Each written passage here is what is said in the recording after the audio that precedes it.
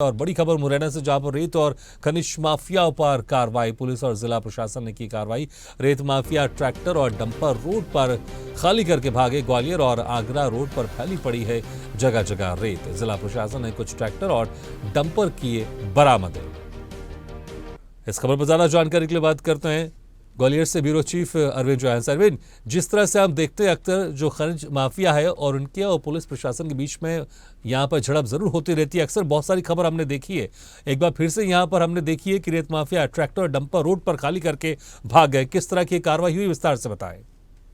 देखा जाए तो ग्वालियर, भिंड, मुरैना ये ऐसे तीनों चारों जिले हैं जहाँ पर रेत का जो इनका व्यवसाय है वो प्रमुख माना जाता है। यहाँ का जितने भी माफिया हैं वो रेत के व्यवसाय में जरूर शामिल होते हैं। उसका साफ सा कारण यह है कि उसमें बात यह है कि कहीं का उनका टेंडर होता है, कहीं की उनकी लीज होती है और दूसरी जगह से वो लोग उत्खनन करते हैं और इसी के चलते कहीं ना कहीं उन्हें मोटा मुनाफा और मोटा कमीशन भी मिलता है। और इसमें पूरी अगर बात करें तो जो खनिज विभाग के अधिकारी हैं वो इसमें पूरे शामिल होते हैं, संलिप्त होते हैं।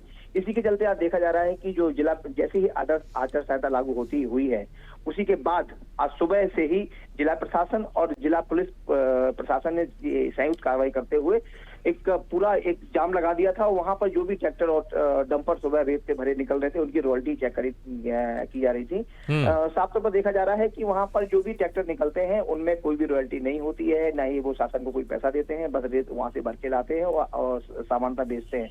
और उनके ऊपर जो स्थानीय नेता होते हैं या कहीं न कहीं जो लोग भी राजनीतिक लोग वहां आसपास स्थानीय लोग होते हैं उन्हें संरक्षण प्राप्त होता है। लेकिन चूंकि आदर्श आचार संहिता लगने के बाद कहीं न कहीं पुलिस और प्रशासन जागा और आज ताबड़तोड़ कार्रवाई की और इसी के डर से साफ तौर पर देखेंगे कि पूरी सड़क पर जगह जगह रेत बिल्कुल फैली पड़ी है। जो ट्रैक्टर के जो संचालक थे और जो रेत का काम करते हैं वो बीच सड़क पर ट्रैक्टर को खाली करके और सीधे भगाकर ले गए हैं। कुछ कार्रवाई की है जिला प्रशासन ने, कुछ ट्रैक्टरों को जब्त किया है, कुछ एक दो डंपर जब्त किए गए हैं। देखना यह है कि उन पर क्या कार्रवाई होती है। इससे पहले शायद आपको याद हो कि आईपीएस नरेंद्र कुमार की हत्या भी इसी के सिलसिले में हुई थी, क्योंकि जब रेत माफिया यहाँ पर बहुत बुरी तरह सक्रिय थे उसी के चलते जब उन्होंने ट्रैक्टर ट्रॉलियों को रोकने की कोशिश की तो ट्रैक्टर संचालक ने उन्हीं के ऊपर गाड़ी चला दी थी और इसी के चलते उनकी मौत हो गई थी। और इसी के बाद बराबर यहाँ पर कार्रवाई होती रहती है, लेकिन कोई बड़ी कार्रवाई यहाँ पर नहीं होती है।